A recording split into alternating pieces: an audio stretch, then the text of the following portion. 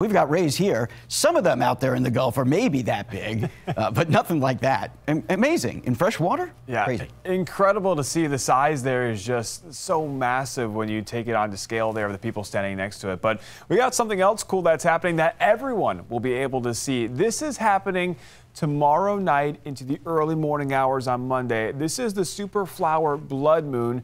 What's going to happen is we have a solar eclipse heading our way. So we're going to show you right here on the table of what you can expect or why exactly this is going to happen. So we have three systems in play here. We have the sun, we have the earth, and then the moon. What's happening is Earth's shadow is going to be cast on the moon. That's going to change the moon's appearance. What's also cool about this lunar eclipse is that it's a super moon, meaning that the moon is actually a little bit closer in its orbit to Earth, so it's going to be a little bit closer, bigger, and brighter than normal. What gets the red tint that you're going to see is that lunar eclipse. So what you're going to see here is the shadow, the penumbra shadow. That's the bigger outer layer of the shadow, but we have the more fine, detailed shadow of the umbra shadow. That's the darker portion, and it's going to be red. The reason why is because of Earth's atmosphere.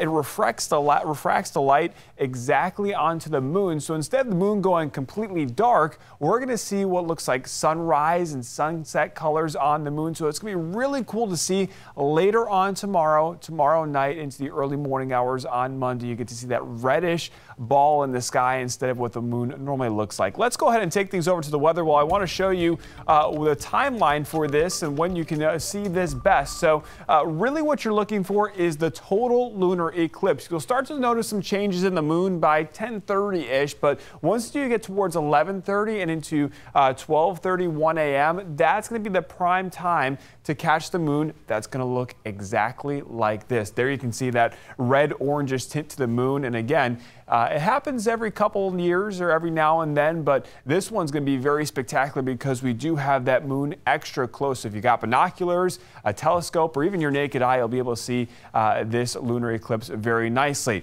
Again, that is for tomorrow night. But for this evening, we're looking good. Temperature is now in the 70s, 76 right now. It was a lot busier out there at Armature Works. Things starting to wind down after a fantastic night with a light breeze out of the north. Temperatures all over the place, sitting in the 70s from the Nature Coast down to St. Petersburg at 77, 76 in Tampa, and 77 currently in Bartow. As we work our way through this evening, there is the isolated chance for a spot rain shower. That's mainly going to be inland towards where we have a sea breeze collision going on. You can see a couple showers that fired up as the east and west coast of Florida's sea breeze came together, producing just a spot shower or two. Those will be dying down throughout this evening. So we'll stay dry into tomorrow morning. Notice temperatures will be in the 70s to start off the day. By your Sunday afternoon, there is going to be the chance again for a couple isolated rain showers. I do think it's going to be a little bit of a higher chance to see a rain shower closer towards the Tampa Bay area. So do keep that in mind. Still only right around 20% for tomorrow. So most of us will stay completely dry. But temperatures,